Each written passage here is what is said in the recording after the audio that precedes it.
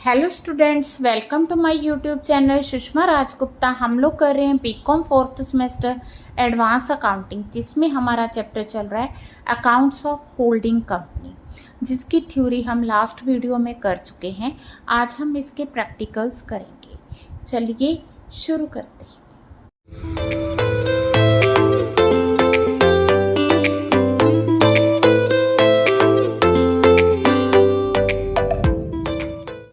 हाँ जी, जब हमने इसके प्रैक्टिकल्स करने हैं तो प्रैक्टिकल्स में जो मेन पॉइंट आता है वो है कॉस्ट ऑफ कंट्रोल या गुडविल या कैपिटल रिजर्व को कैलकुलेट करना। ठीक है जी। तो इसमें हमने ये देखना है कि जो होल्डिंग कंपनी है उसने सब्सिडरी कंपनी के शेयर्स कितने के खरीदे हैं और उनकी पेड अप वैल्यू क्या है। ठीक है, अगर तो उन्होंने जो शेयर्स खरीदे हैं वो पेड अप वैल्यू से ज़्यादा के खरीदे हैं, कोई भी चीज़ जब भी हम अमलगामेशन की बात करते हैं, परचेज की बात करते हैं बिजनेस की, तो अगर कोई एक पर्सन दूसरे का बिजनेस ज़्यादा अमाउंट का परचेज कर रहा है तो वो इसलिए परचेज कर रहा है क्योंकि दूसरे पर्सन की जो गुडविल है बहुत ज़्यादा है। अगर वो कम का परचेज कर रहा है तो उस पर्सन को प्रॉफिट हो रहा है, उसको हम क्या कहते हैं, कैपिटल प्रॉफिट या कैपिटल रिजर्व कहा जाता है। तो यहाँ भी हमने ये देखना है कि paid up value of shares क्या है और उसकी एक्विजिशन कॉस्ट क्या है। इसके अलावा हमने देखना है कि पोस्ट एक्विजिशन प्रॉफिट और रिजर्व्स कितने हैं। ठीक है जी। परचेज करने के बाद, शेयर परचेज करने के बाद कंपनी को जितने भी प्रॉफिट्स होंगे उसे रेवेन्यू प्रॉफिट माना जाएगा। उसमें होल्डिंग कंपनी का जितना भी शेयर है, ठीक है जी, वो देखा जाएगा कि उसमें शेयर कितना है, फिर उसको बैलेंस शीट में लिया जाए। हाँ जी, हम लोग ले रहे हैं थर्ड इलस्ट्रेशन। तो इसमें पहला केस ले रहे हैं कि जब सारे के सारे शेयर्स होल्डिंग कंपनी ने जो है ले रखे हैं सब्सिडरी कंपनी के। तो एच लिमिटेड ने क्या किया, H limited acquired all the shares. कब अक्वायर किए? 1 जनवरी को। अकाउंट्स को तो क्लोज हो रहे हैं 31 मार्च को। ठीक है जी। तो इसके अलावा हमें दी हुई है इसकी बैलेंस शीट। बैलेंस शीट दोनों की दी है, एच लिमिटेड की, एच मीन्स होल्डिंग की, एस मीन्स सब्सिडरी की। ठीक है, शेयर कैपिटल दोनों की दे रखी है, रिजर्व्स दिए हुए हैं, सरप्लस दिए है, क्रेडिटर्स, बिल पेबल, ठीक है, फिक्स्ड एसेट्स हो गए। देन हमारे पास करंट एसेट्स है। Investment in shares of S limited that is 5 lakh. तो इसने क्या है, 3 लाख वाले शेयर्स 5 लाख में लिए हैं। ठीक है जी। देन उसकी हमें स्टॉक दी है दोनों का, डेटर्स और बैंक बैलेंस। एस लिमिटेड के जो सरप्लस में थे, ठीक है, ओपनिंग बैलेंस कितना था, 6000। तो हमारे जो अकाउंट्स हैं 1 अप्रैल 2019 से लेके 31 मार्च 2020 तक के हैं। पॉइंट क्लियर है? तो इससे पहले हमारे पास सरप्लस में 6000 रुपीज़ थे और जो शेयर्स अक्वायर किए गए हैं वो 1 जनवरी 20 को किए गए हैं। समझ गए? तो इससे पहले के, अक्वायर करने से पहले के, यहाँ इस बिटवीन जितना भी प्रॉफिट हुआ है वो कैपिटल होगा, इसके बीच में जितना प्रॉफिट हुआ है वो रेवेन्यू होगा। तो ये जो है ये जनवरी, फरवरी, मार्च 3 महीने का हो गया और ये जो है 9 मंथ्स का हो गया, प्लस इससे भी पहले का जो प्रॉफिट हमें दिया हुआ है वो तो है ही कैपिटल प्रॉफिट। ठीक है, तो इस क्वेश्चन में पहले हम यही कैलकुलेट करेंगे। हाँ जी, सबसे पहले तो हमें रिजर्व्स का बैलेंस दिया हुआ है। रिजर्व्स का बैलेंस है इसका 40,000 का। तो ये जो है 1 अप्रैल 2019 का है, तो इट मीन सारे का सारा कैपिटल हो गया। इसके अलावा सरप्लस का बैलेंस दिया है, वो जो बैलेंस है वो सारे का सारा क्या हो गया, कैपिटल हो गया। ठीक है जी। और सरप्लस हमें टोटल इस साल जो क्लोजिंग बैलेंस है 30,000 है, तो पिछले साल का 6,000 था, तो इट मीन्स कि ड्यूरिंग द ईयर जो सरप्लस आया वो 24,000। हाँ जी, हम लोग करेंगे क्या, हमें सबसे पहले जो रिजर्व्स का बैलेंस है अभी मैंने आपको बताया, दैट इज़ 40,000। सरप्लस का बैलेंस 6,000। ठीक है जी। और हमें ड्यूरिंग द ईयर जो प्रॉफिट हुए हैं ना 24,000, जो अभी मैंने बताया कि 30,000 क्लोजिंग बैलेंस है, 6,000 ओपनिंग बैलेंस है, तो 24,000 के जो प्रॉफिट्स है ना वो उसके आपने 9 मंथ्स के प्रॉफिट कैलकुलेट करने हैं। ठीक है, क्यों करने हैं वो मैंने आपको बताया, क्योंकि हमने शेयर्स अक्वायर किए 1 जनवरी 2020 को, तो उससे पहले जो 9 मंथ्स बनते हैं वो 9 मंथ्स के प्रॉफिट्स क्या होंगे, वो कैपिटल प्रॉफिट्स होंगे। तो वो कितने आके 18,000। इट मीन्स कि कैपिटल प्रॉफिट बिफोर एक्विजिशन जो सब्सिडरी का प्रॉफिट का शेयर है दैट इज 64,000। ठीक है, अब हम बात करेंगे रेवेन्यू प्रॉफिट्स की। तो ऑब्वियस है कि जो 24,000 के पूरे साल के प्रॉफिट्स हैं उसमें से 9 मंथ्स के तो कैपिटल हो गए और 3 मंथ्स के क्या हो गए, रेवेन्यू प्रॉफिट्स हो गए। ठीक है जी, अब हम इसी से कैलकुलेट करेंगे कि हमें गुडविल मिली है या कैपिटल रिजर्व हुआ है। ठीक है, तो हमने जो मैंने बताया आपको कि 5 लाख के शेयर्स अक्वायर किए गए। ठीक है, अब जो 5 लाख के शेयर्स अक्वायर किए गए ना उनकी जो वैल्यू दी है that is 3 lakh. Paid up value कितनी है, 3 लाख है। अब इसमें प्रॉफिट शेयर कितना है, 64,000। पॉइंट समझ के, 3 लाख की मतलब उसकी पेड अप वैल्यू है, अगर प्रॉफिट जोड़ भी लें तो वो बनता है 3,64,000 वैल्यू। हमने वो अक्वायर किए 5 लाख के, तो हमने क्या किया, अमाउंट ज़्यादा पे कर दी। जितनी हमने अमाउंट ज़्यादा पे की है ना वो सारी की सारी क्या मानी जाएगी, गुडविल। ठीक है, कॉस्ट ऑफ इन्वेस्टमेंट 5 लाख। ठीक है जी, पॉइंट समझ के, तो ये क्या मानी जाएगी, गुडविल मानी जाएगी, क्योंकि जो चीज़ 3,64,000 की थी उसका हमने 5 लाख पे किया। ठीक है, अब जब हमने सरप्लस अकाउंट शो करना है तो इसका अपना सरप्लस कितने का है, 50,000 का, और इसको रेवेन्यू अकाउंट सब्सिडरी का कितना मिल गया, 6,000, तो ये कितने का रेवेन्यू शो करेगा, 56,000 का। ठीक है जी, तो ये इसकी गुडविल आ जाएगी, और ये कैपिटल प्रॉफिट तो हमने इसके लिए कैलकुलेट किए थे। हाँ जी, अब हम कंसोलिडेटेड बैलेंस शीट शुरू करेंगे। तो कंसोलिडेटेड बैलेंस शीट बनाने के लिए हमें उसके नोट्स तैयार करने होंगे साथ के साथ। तो जैसे हमें बुक में दिया हुआ है, क्वेश्चन में दिया हुआ है कि जो शेयर कैपिटल है, शेयर कैपिटल दोनों की दी हुई है, होल्डिंग की भी और सब्सिडरी की भी। जैसे होल्डिंग की जो शेयर कैपिटल है 8 लाख रुपीज़ है, सब्सिडरी की 3 लाख है। अब जो सब्सिडरी कंपनी की शेयर कैपिटल है उसको कंसिडर नहीं करना, हमने सिर्फ जो होल्डिंग कंपनी है उसकी शेयर कैपिटल लेनी है। तो उसकी जो अथोराइज्ड कैपिटल हमें दी हुई है दैट इज़ 8 लाख। ठीक है जी, वो जो 8 लाख रुपीज़ है हम लोग क्या करेंगे, बैलेंस शीट में नोट करेंगे। तो बैलेंस शीट में आ गया हमारा 8 लाख रुपीज़। ठीक है, तो देन इसके बाद हमें चाहिए रिजर्व्स एंड सरप्लस। तो रिजर्व्स एंड सरप्लस के इसी तरह से हम नोट्स तैयार करेंगे। तो जो रिजर्व्स हमें क्वेश्चन में दिए हुए हैं, जो होल्डिंग कंपनी के, पहले तो हम किसके कंसिडर करेंगे, होल्डिंग कंपनी के अपने रिजर्व्स देखेंगे। होल्डिंग कंपनी के अपने रिजर्व्स है 2,10,000। ठीक है जी, ठीक है, और इसका अपना सरप्लस है 50,000। ठीक है, तो 2,10,000 क्या हो गया, इसके रिजर्व्स हो गई, और इसका सरप्लस का बैलेंस हो गया हमारे पास दैट इज 50,000। इसमें हमने प्लस करना है क्योंकि ये करंट प्रॉफिट की बात कर रहा है। तो जो रेवेन्यू प्रॉफिट में होल्डिंग का शेयर था सब्सिडरी के रेवेन्यू प्रॉफिट में, वो इसमें प्लस करोगे तो ये आ गया टोटल 2,66,000। बोलो क्लियर है। तो इस तरह से हमने क्या करना है, जो हमारा टोटल आ गया इसको हमने कंसोलिडेटेड बैलेंस शीट में डाल दें। किस में ऐड करोगे, शेयर कैपिटल में इसको प्लस करना है। प्लस करके ये जो अमाउंट आई है दैट इज 10,66,000। इसके बाद हमें चाहिए ट्रेड पेबल्स। हाँ जी, ट्रेड पेबल्स हम देखेंगे कि होल्डिंग कंपनी के कितने हैं, सब्सिडरी के कितने हैं, दोनों को प्लस करेंगे।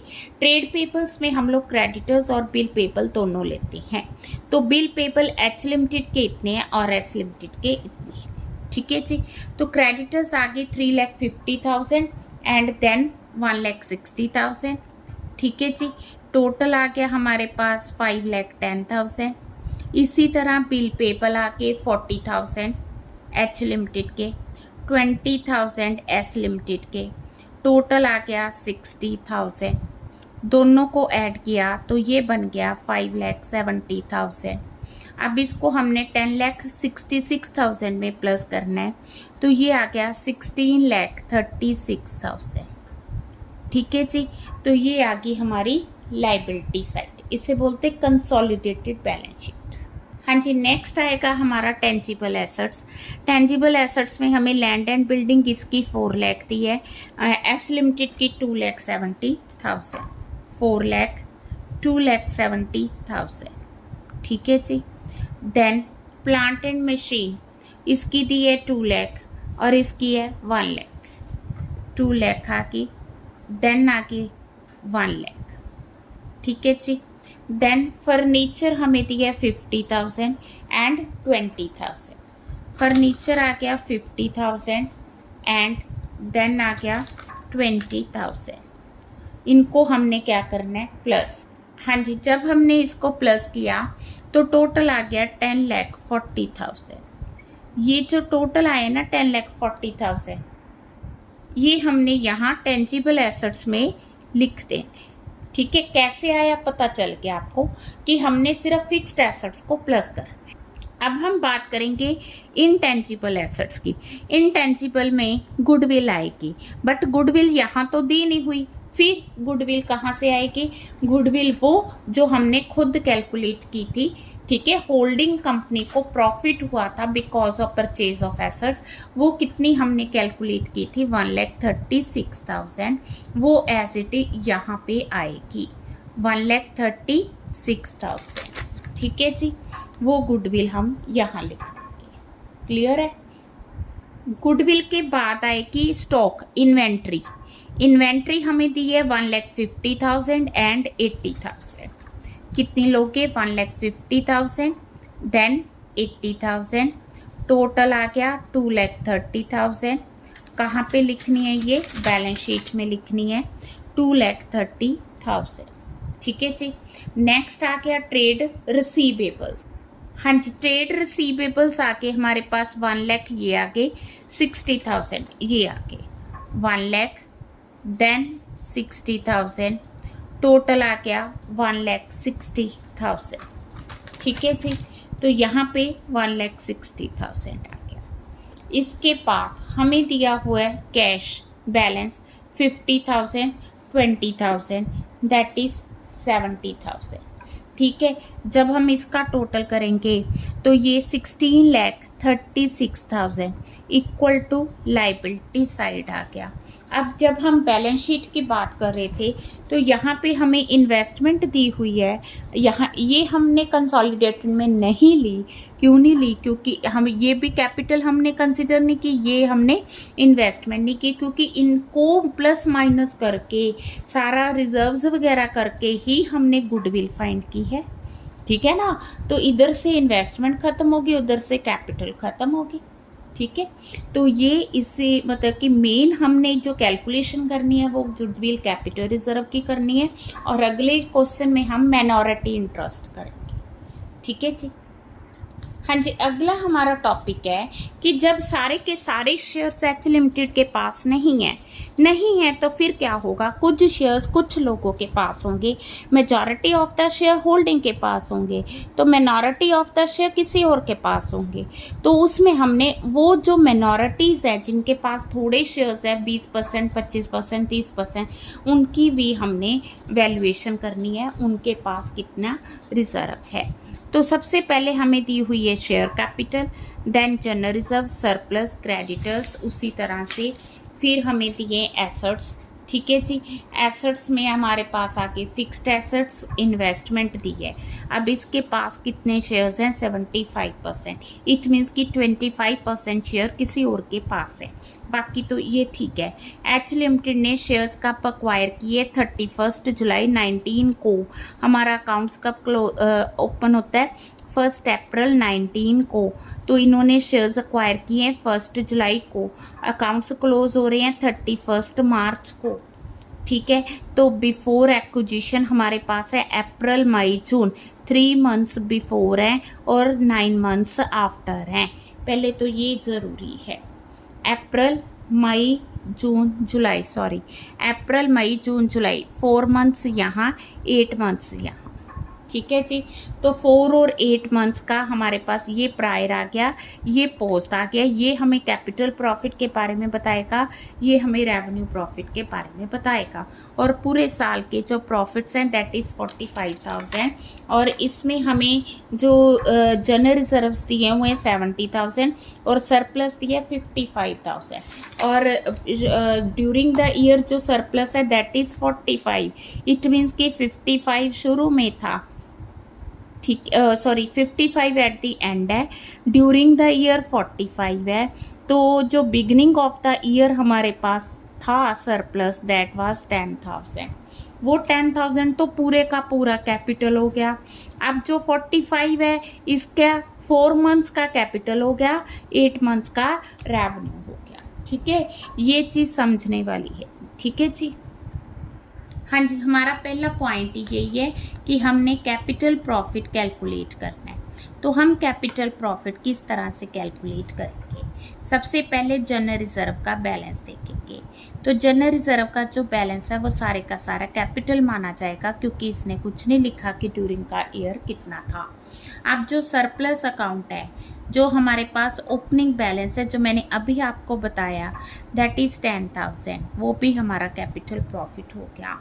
इसके बाद जो करंट ईयर के प्रॉफिट्स हैं, करंट ईयर के प्रॉफिट हमारे कितने हैं? 45,000 है। इसका जो 4 मंथ्स के आगे, ठीक है ना, वो आगे हमारे कैपिटल प्रॉफिट 15,000 के। Point clear? टोटल हो गया 95,000। 95,000 हमारा कैपिटल प्रॉफिट है। अब ये जो 95,000 का कैपिटल प्रॉफिट है ना, इसमें देखो होल्डिंग का शेयर कितना है। होल्डिंग का जो शेयर है दैट इज 75%। 95,000 का 75%, तो उसका शेयर आ गया 71,250। अब इसमें मिनॉरिटी का शेयर कितना है? मिनॉरिटी का शेयर है 95,000 का 25%, तो वो कितना आ गया? That is 23,750। टोटल में से इसको माइनस कर दो तो भी सेम ही आएगा। ये पॉइंट ओके हो गया। अब इसके बाद हमने रेवेन्यू प्रॉफिट्स कैलकुलेट करने हैं, किसके? सब्सिडरी कंपनी के। तो रेवेन्यू प्रॉफिट के लिए हमारे पास प्रॉफिट दिए हुए हैं ड्यूरिंग द ईयर, कितने दिए? 45,000। इसमें 4 मंथ्स के तो कैपिटल हो गए, तो 8 मंथ्स के हमारे रेवेन्यू प्रॉफिट्स हो गए। कितने आके? 30,000। अब ये जो 30,000 आए ना, इसमें हमने देखना है कि होल्डिंग का शेयर कितना है। होल्डिंग का शेयर 30,000 का 75। पिछले क्वेश्चन में हमने ये सब नहीं किया है ना, इस क्वेश्चन में हमें करने की ज़रूरत है। क्यों? क्योंकि होल्डिंग के पास सारे शेयर्स नहीं हैं। अब मिनॉरिटी का शेयर कितना आ गया? 30,000 का 25%, तो वो आ गया 7,500। ठीक है जी। अब इसके बाद आगे गुडविल कैलकुलेट करनी। वो कैसे कैलकुलेट करनी है? उसके लिए गुडविल और कैपिटल रिजर्व। ठीक है, पहले हम देखेंगे कि इन्होंने शेयर्स खरीदे कितने के, कॉस्ट ऑफ इन्वेस्टमेंट कितनी है। कॉस्ट ऑफ इन्वेस्टमेंट हमें दी हुई है, कितनी दी है? 2,80,000। अब अगर हम share value, paid up value of shares देखें, paid up value of shares है 1,50,000। शेयर्स हैं कितने के? 150 के। इसमें आप कैपिटल प्रॉफिट, इसमें आप जो शेयर है इसका कैपिटल प्रॉफिट का वो ले लो, होल्डिंग का, कितने का? 71,250। ठीक है, इतने के शेयर्स हैं, इतना इसको प्रॉफिट मिल रहा है ना। तो टोटल हो गया 2,21,250, वर्थ थी इतनी, आपने पे किए इतने, तो ये जो डिफरेंस आ गया ये हमारी आ गई गुडविल। ये क्या आ गई? गुडविल। क्यों आई? बिकॉज हमने ज़्यादा पे किया। हाँ जी, नेक्स्ट हमने करना है मिनॉरिटी इंटरेस्ट। मिनॉरिटी का जब हमने इंटरेस्ट फाइंड करना है ना, हाँ जी, किस तरह से फाइंड करेंगे मिनॉरिटी का इंटरेस्ट? पहले तो हम paid up value of shares देखेंगे। Paid up value of shares आ गई 2 लाख का 25%, 150 उसकी थी, 50,000 इसकी आ गई। अब इसमें हम उसका share of capital profit add कर देंगे। शेयर ऑफ कैपिटल प्रॉफिट आ गया 23,750। अब हम इसमें share of revenue profit add कर देंगे। शेयर ऑफ रेवेन्यू प्रॉफिट आ गया 7,500, टोटल आ गया 81,250। समझ के? तो इस तरह से हमने मिनॉरिटी का शेयर कैलकुलेट करना है। अब जो होल्डिंग का रेवेन्यू का प्रॉफिट था वो हमने नहीं लिया, वो हम किस में लेंगे? जब हम बैलेंस ऑफ सरप्लस कैलकुलेट करेंगे ना होल्डिंग का, तब लेंगे। अब होल्डिंग का अपना प्रॉफिट कितना है? होल्डिंग का अपना प्रॉफिट है 90,000, उसमें शेयर कितना है एस लिमिटेड का? 22,500। ठीक है, तो जो रेवेन्यू प्रॉफिट होल्डिंग के आएंगे वो 1,12,500 आएंगे। ठीक है जी। तो अब हमने क्या करना है? कंसोलिडेटेड बैलेंस शीट तैयार करनी है। उसके लिए हमें क्या चाहिए? अकम्पनिंग नोट्स चाहिए। ठीक है जी। अकम्पनिंग नोट्स में सबसे पहले हम लोग क्या लेंगे? बैलेंस शीट में शेयर कैपिटल लेंगे। शेयर कैपिटल हमें कितनी दी हुई है? सबसे पहले अथोराइज्ड शेयर कैपिटल, वो हमें दी हुई है क्वेश्चन में। Authorised capital 8 lakh rupees. 8 lakh ही हम लोग क्या करेंगे? कंसोलिडेटेड में डाल देंगे। सेकंड आ गया हमारे पास रिजर्व्स। रिजर्व्स एंड सरप्लस हमें कितने दिए हुए हैं? रिजर्व्स एंड सरप्लस में अभी हमने सरप्लस का बैलेंस निकाला, तो होल्डिंग के अपने जनरल रिजर्व्स भी दिए हुए 1,50,000। ठीक है, सरप्लस अभी हमने कैलकुलेट किए 1,12,500, तो टोटल आ गया 2,62,500। हाँ जी, इसमें हम लोग सबसे पहले क्या करेंगे? कंसोलिडेटेड बैलेंस शीट,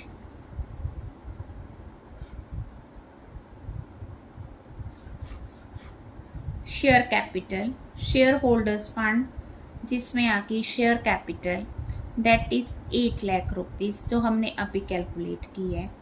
फिर आ गया रिजर्व्स एंड सरप्लस, वो आ गया 2,62,500, 10,62,500। इसके बाद हमने क्या करना है? मिनॉरिटी का इंटरेस्ट भी ऐड करना है।